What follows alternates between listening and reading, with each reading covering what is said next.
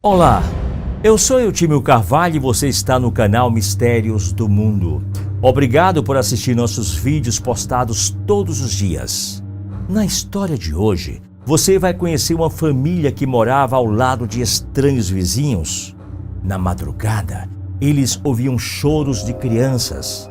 Ao visitar essa nova casa, encontraram algo sobrenatural e assustador.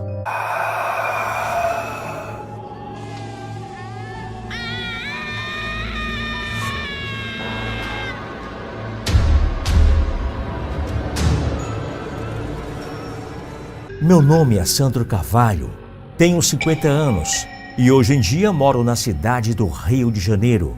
Mas boa parte de minha infância e adolescência eu morei em Valença, uma cidade bela no interior do estado.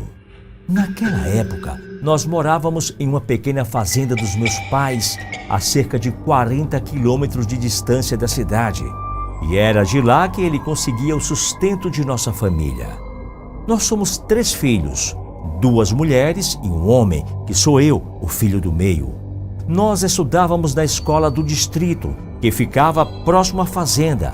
Mas para que eu e minhas irmãs pudéssemos estudar em uma escola melhor, os meus pais decidiram comprar uma casa na cidade. No ano anterior, minha irmã mais velha tinha terminado o ginásio e para ela não ficar sozinha na cidade, meu pai resolveu nos mandar para lá também. E naquele ano, de filho na fazenda, só ficou minha irmã caçula.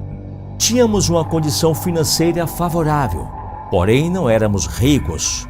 Por isso meu pai preferiu comprar uma casa um pouco mais afastado do centro da cidade. E com o dinheiro que ele economizaria na compra da casa, já seria usado no nosso estudo.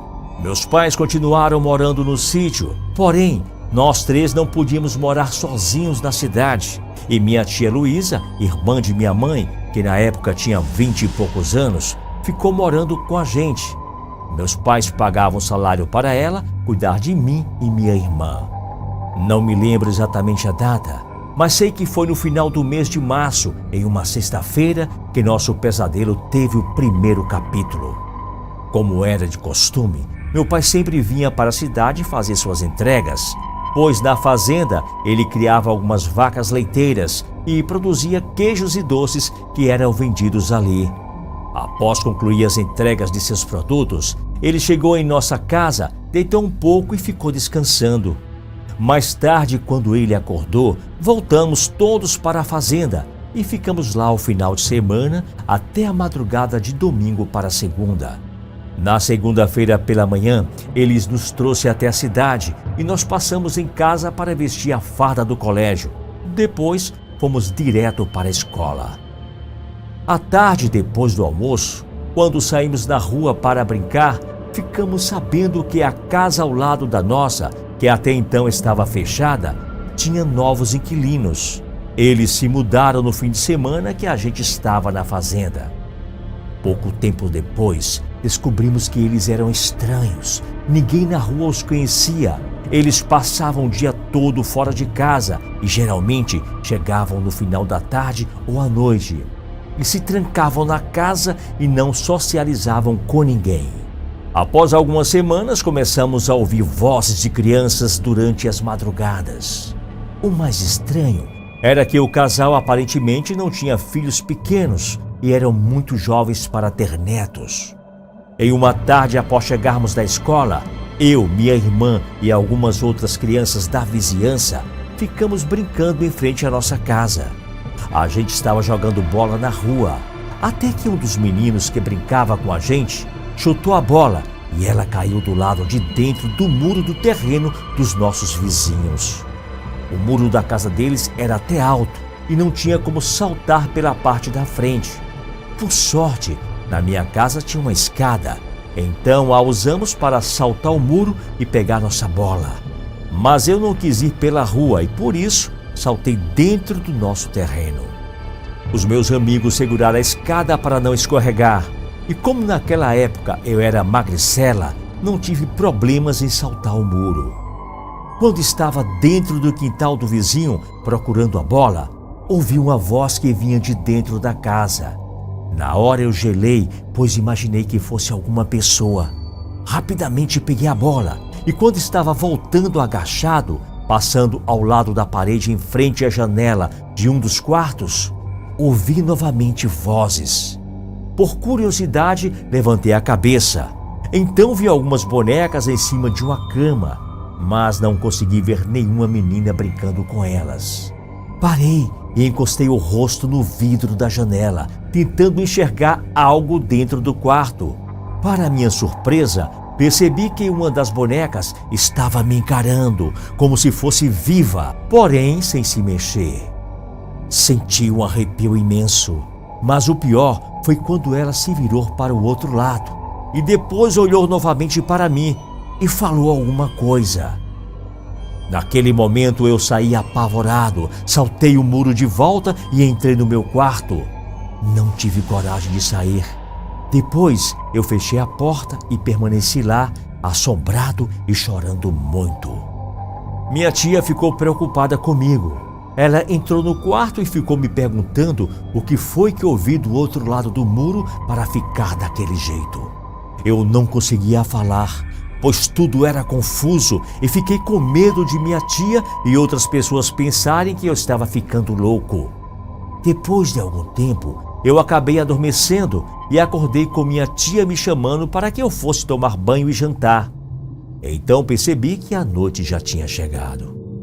Um pouco mais calmo, chamei minha tia e minha irmã, que eram mais velhas que eu, e falei o que eu vi na casa do vizinho quando fui pegar a bola.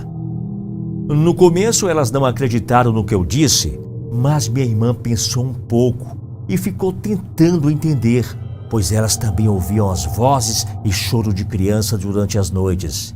Mas naquela casa só morava o casal. Minha tia sugeriu que naquela noite nós ficássemos de guarda para tentar ouvir os barulhos. Porém, fomos vencidos pelo sono e não ouvimos nada.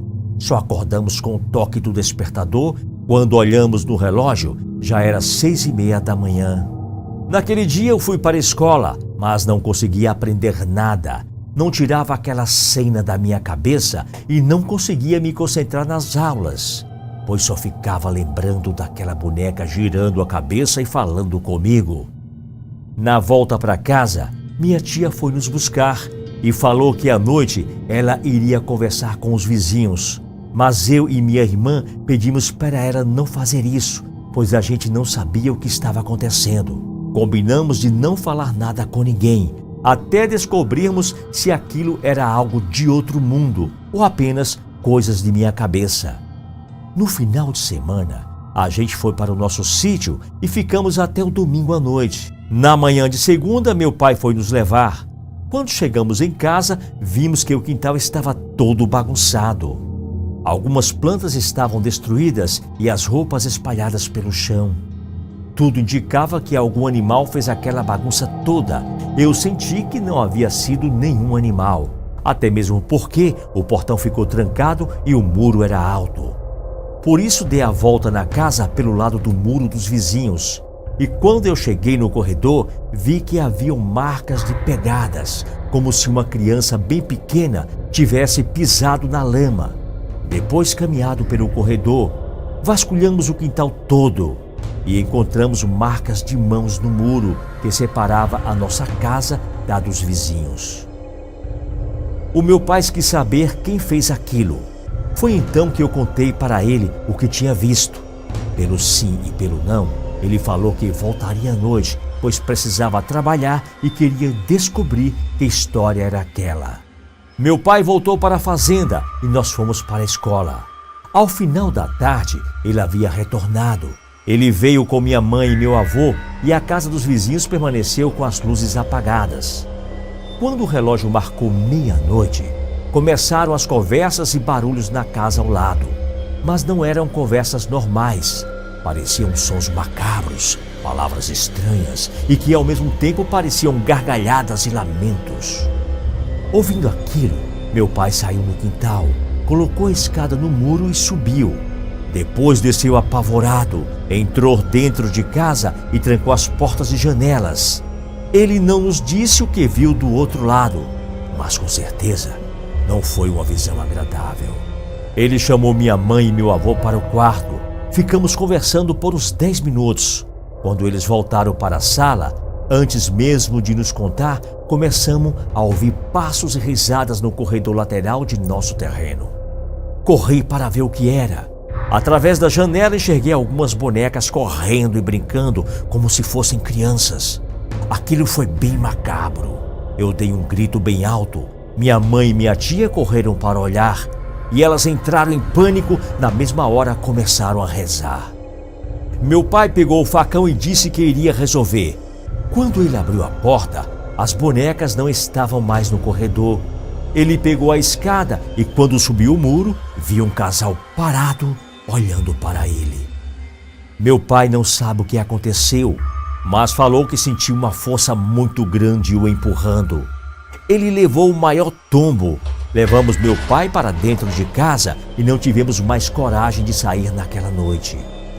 No outro dia cedo, a gente foi até o hospital. Meu pai estava bem, não quebrou nada.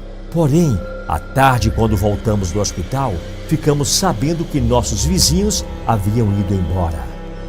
Mesmo assim, meu pai vendeu aquela casa e a gente se mudou mais para o centro. E até hoje, não compreendo o que realmente aconteceu ou quem eram aquelas coisas. Não sei se eram bonecos ou coisas que nem me atrevo a dizer o nome. Um forte abraço e até o nosso próximo vídeo.